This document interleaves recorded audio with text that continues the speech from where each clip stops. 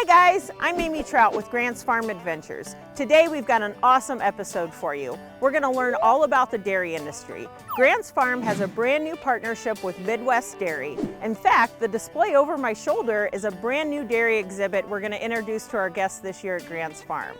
But before we do that, I'm going to take you on a special field trip. We're going to head out to Washington, Missouri, go visit Riegel Farms and learn all about their dairy operation. Come on, let's go check it out.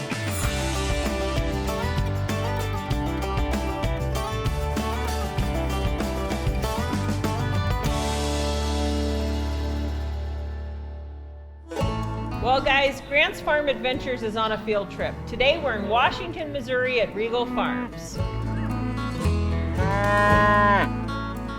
With me is Brian Riegel, who is going to help us learn all about the dairy industry and tell us a little bit about the 650 cows that he milks here at the farm. So thanks for having us, this is awesome. Thanks for coming out. So tell us how the farm got started. So in 1947, my grandma and grandpa got a cow as a wedding present. Wow. So the neighbor's bull crossed the fence, and that cow had a calf. And from there, it just continued on. So 1 to 650 in 80 some years here? Yeah. It took a while. My dad and his 3 brothers took over the farm, and then I'm now 3rd generation, and the 4th generation is starting to put their feet here. Wow, that's awesome. So why Holstein cows? So Holsteins are known for their milk production, the most milk per cow, good butterfat protein. And how long does it take to milk all 650? Well, we milk them 3 times a day and about 5-hour shifts. We start our day at 6:30 in the morning. First shift's done around noon. We start again at 3, done around 7. We start the midnight shift at 10:30 and they're done around 3:30. Woo! Boy, that's a busy day at this farm. Wow. So we're down in the parlor now. Tell us what's happening. So as the cows walk in, they're all going to turn 90 degrees. So it's a double 24 parallel parlor. We milk 24 cows on a side and we milk them from behind them. We can milk 48 cows at a time. And then the farm hand will come through first with a automatic scrub brush, which has a disinfectant and a surfactant in there for conditioning of the skin. It will clean the teat and then it will also dry it and stimulate it, helping the cow release oxytocin. They'll come back up and then they'll put on the milking claw. It takes about 4 to 5 minutes for the cow to finish milking. During that time, she'll do about 3 to 4 gallons of milk per milking, and she's going to milk 3 times a day. And then when the milker comes off automatically, it'll sense low production, and then we'll come behind with a post dip that'll just kind of protect the skin as she exits the parlor. All right, so when the cows go into the milking process, how long will they be milked? A cow will milk for 305 days. It will be the gestational cycle that we want them to be milking on. And so the milk production, like how much milk does a cow produce? On their first day of producing, they might do a gallon or 2 gallons. Within 60 days of their first lactation, they can be upwards of 10 gallons. Wow. And maybe peak around 90 days to 110 days in milk. Some are peaking around 12 gallons of milk. Wow, 12 gallons of milk a day from one cow. And you got 650 of them here. Yeah. That's a lot of milk. So let's talk about where that milk goes. Like how many people can we provide milk for with that number of cows? So our farm is providing the dairy requirements, so the cheese, the fluid milk and everything for 40,000 people. That's pretty awesome. So you told me that you have the milk truck come here twice a day to pick up milk? Yeah, currently we're doing about 1 1/4 semi-loads of milk a day. But before it even gets loaded on the truck the first time, we're checking for quality. So it'll go onto the truck, and before that truck can be unloaded, it will be checked for quality again. Pasteurization and the homogenization will happen as it's being bottled. And they have better equipment there to ensure the cleanliness and things of that nature that they need. By pasteurizing, we're eliminating pathogens. So we're basically heating the milk up to a certain temperature. It's going to kill off any of the bacteria, germs, anything that might be in the milk. And then with that, we're assured that we're not losing any of the good qualities of milk. With all the procedures and the checks that are in there, I can assure you that when you get to the store shelf and you're buying your milk, all of them are going to be antibiotic free. They're all going to be great, grade A milk. It's ready for you. Get some cookies, dip it in there, and enjoy it. Okay, but it all starts right here behind us. So this is the maternity area, right? Yes. So that means all of the cows behind us are pregnant, and they are within, what, 2 weeks of giving birth? 10 days, something Yeah, like that? 2 weeks to 10 days. So let's talk about this freshening process. That's a word that means that the cow has just given birth, and that's when she starts to produce milk. And so the calves that are born here, if they're females, they get to stay, right, and be moms here themselves one day? Correct, yeah. We'll keep Okay. all the females. And so how many babies do you have a day here on the average, do you think? About 2 a day. 2 babies a day. So you had a newborn calf this morning. So what's her future going to be like? So she'll start herself out in the straw pack with the mother cow, and the mother cow is going to clean her off, dry her off. With that, we'll make sure that she gets, within the first 3 hours, colostrum milk from the mother cow. So colostrum is considered the first milk that'll come after birth. It'll be a higher fat content. It'll have a lot more of the proteins that the offspring will need. That's when they really start building up their immunity to whatever the world's going to bring for them. Is it like white milk like you see at the grocery store? Or? So because of the richness of colostrum, it's always going to be a thicker, yellower, more enriched milk.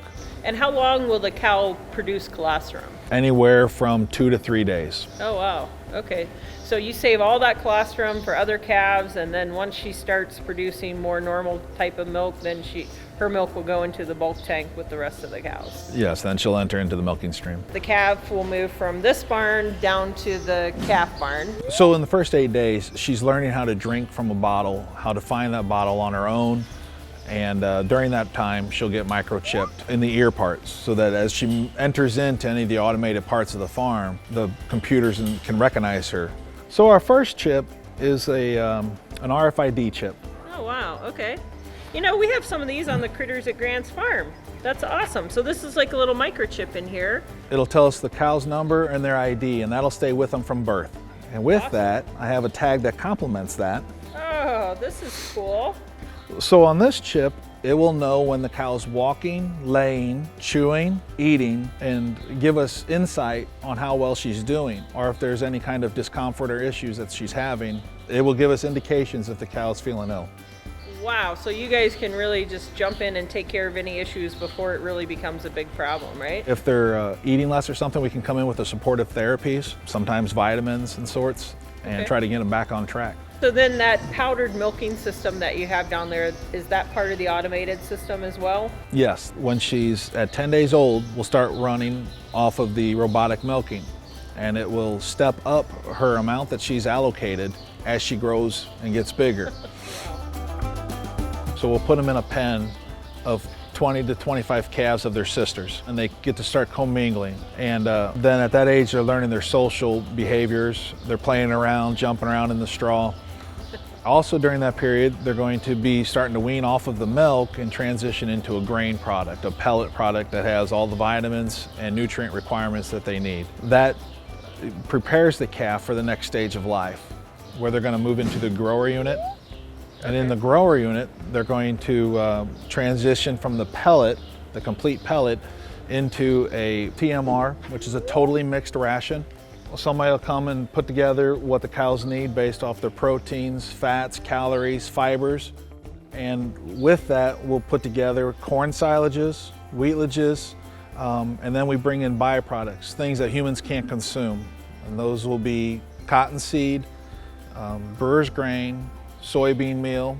It kind of has a sweet smell to it as well. By doing the TMR, it ensures us that they're going to have what they need with every mouthful that they take. They seem to like it. So as the cows move through life, they're always going to need a little bit different. When they're younger, they're going to need more protein to support growth. As they get older into lactation, they're going to need more energy to make sure that they're able to pass that along into the milk product. Every cow in its pen is in similar part of its gestation. Oh, yeah. So do these calves kind of like move, and like all the calves that were born in a month, let's say, do they just move by age, or how do you determine when they're ready to move up to the next phase? So as the calves are growing, all the stages are kind of set up for their size. And we group the calves together, 20 to 30 days age range. They'll stay together as they move through the systems. Okay, so a calf, all the calves that are basically born in the month of April will kind of be hanging out together through their entire... Well, they'll stay together until they get up into the breeding pen. Okay. At 12 and a half months of age to 13 months, they'll be bred and then confirmed pregnant. And from there, we'll move on into groups of 100. Oh, wow. So what's the gestation period on the dairy cow? So cows are 280 days from breeding, conception, to when the calf is born. So 280 days gestation is just like the same animals we have in the deer park. So that doesn't change just because they're dairy cows. So you've got a lot of buildings here, 650 cows, plus young cows that are up and growing. You got a lot of cows here on the property. Any idea how many total? Close to 1,200. 1,200 cows. How on earth do you keep all that clean? So we've moved into systems where the cows are laying in a free stall. Then the manure and stuff's in the alleyway where they're not laying, but then we'll flush that with a recycled water 6 times a day, keeping where they're walking and flushing the manure away clean. So that process then will move flush water down the line where the sand will settle out and we can reclaim the sand, and then the water continues to go down into holding basins where the manure will settle out into solids, and the waters will go beyond into a lagoon system. And from that lagoon system, we can irrigate our ground. We got 250 acres here that we'll irrigate all that with. And then if we come up the line a little bit where the manure is settled out, we can actually take that manure and haul further away onto fields that we have. So you can fertilize, you can irrigate, and then you can take the sand and put the sand back in the barns as well, right? Yes, the sand comes back up. Okay, so these cows hang out in the barn most of the day, right? Yeah. All right, so what makes them comfortable in here? So we take many steps to try to make sure the comfort is for the cow. And part of that is there's a rail behind us that ensures that the cow stays away from us and they can move freely amongst their pen.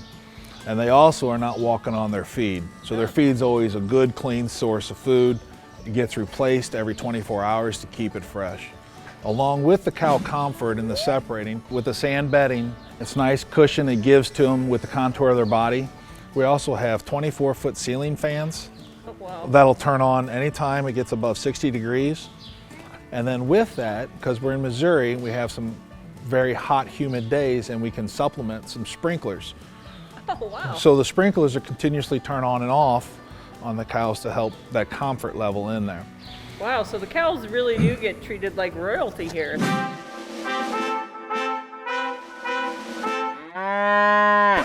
So all the extra sprinkler systems and fans, does that make happier cows and they produce better quality milk? It does. Thanks so much for having us, Brian. Now we're going to head back to Grant's farm. Wow, what an amazing day at Riegel Farms. I sure learned a lot. We saw the Holstein cows. The Regals milk over 600 of those cows 3 times a day, and that provides enough milk for 40,000 people. Wow, such an amazing fact. The other cool thing that I learned was how much they recycle there, especially the water. Did you notice how when they clean the barns, that water is all recycled? And they also use that same water to irrigate the crops that grow to feed the cows later. So I thought it was just a fascinating day. I learned a lot. I hope you guys did too. Thanks for joining us today. If you'd like to learn more about our animals, make sure you subscribe to our YouTube channel. You can follow us on Facebook, Twitter, and Instagram. When you're ready to plan your next visit, just go to grantsfarm.com. I had such a great time on this field trip. On our next episode, we're gonna take another field trip to New Haven, Missouri, and visit the Shears Dairy. Thanks so much for joining us. I'm Amy Trout. We'll see you next time.